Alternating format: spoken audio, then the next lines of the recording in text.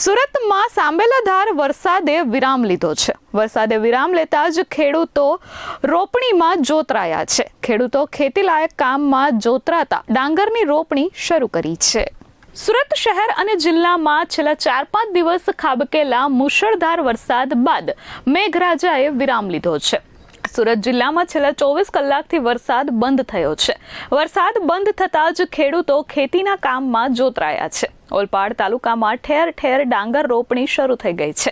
યુદ્ધના ધોરણે ખેતરમાં તૈયાર થયેલ ડાંગર ધરું બહાર કાઢી ડાંગરની રોપણી કરવામાં આવી રહી છે. ભારે વરસાદને લઈને ખેડૂતોના ખેતરો તળાવમાં ફેરવાઈ ગયા હતા. મેઘરાજાએ વિરામ લેતા ખેડૂતો સહિત સૌ કોઈએ રાહતનો શ્વાસ લીધો છે.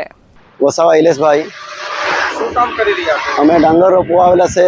ઉત્સવ બાજુથી કાંઈ અમે 10-15 વર્ષ થઈ ગયા અહીંયા ગામમાં આવતા છે રોપણી કરવા. તો છેલ્લે 4-5 દાડાથી બહુ પાણી પડતો હતો. ઘૂંટણા બરાબરનું પાણી ભરાઈ ગયેલું હતું.